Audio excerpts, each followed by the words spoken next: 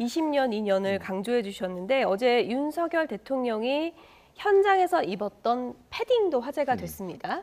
그게 한동훈 위원장과 특검을 같이 보냈던 시절에 입었던 점퍼와 같은 점퍼다. 이런 게 알려지면서 화제를 모은 건데요. 보여주실까요? 왼쪽에 이제 나오는 장면이 지난 2017년 당시 이제 특검으로 활동할 때 윤석열 대통령 당시 모습인데 저 점퍼를 어제 입고 와서 한동훈 위원장과의 과거 인연을 좀 추억하면서 입은 거 아니냐라는 해석도 있는데 어떻게 보십니까? 저는 꼭 그렇다고는 보지 않아요. 왜냐하면 윤석열 대통령이 저 패딩을 좀 좋아하시는 것 같아요. 왜냐하면 예전에 그 본인이 검찰총장 시절에 징계 문제 나오고 이러면서 혼자 그 한강 거닐 때도 저 패딩을 입으셨거든요. 그러니까 아마 저 패딩에 대해서 조금 애착이 있으신 것 같아요.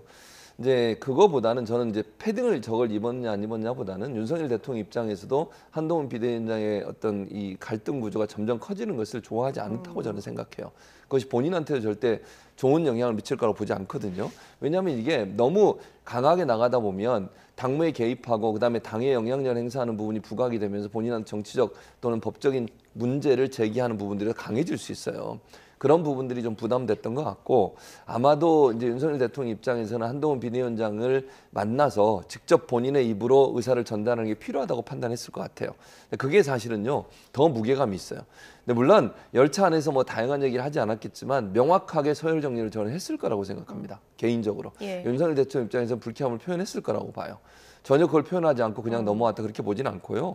어떤 형태로든 한동훈 비대위원장의 행동에 이런 부분에 대해서 본인이 생각하시는 의사를 뭐 원래 윤석열 대통령은 가감없이 본인의 의사를 전달하시는 분이니까 돌려서 얘기하지 않고 직설법으로 얘기했을 것이고 한동훈 비대위원장이 그것 때문에 아마 열차에서 내려서 존경한다 이런 표현을 쓴 것 같고요. 다만 아까도 얘기했지만 한동훈 비대위원장 입장에서도 그렇다고 해서 본인이 추진하려고 하는 여러 가지 어떤 방향들 이걸 완전히 접었다고 보기는 어렵다고 보입니다. 이종훈 평론가님, 저희가 이제 화면을 양쪽으로 좀 준비해봤어요. 지난 2017년 그리고 어제 저 점퍼를 뭐 그날을 추억해서 입었다는 건 좀 과도한 해석일 수 있을 것 같긴 하고 하지만 저 때도 어제도 한동훈 위원장이 옆에 있는 거는 맞잖아요. 그렇습니다. 그렇고요.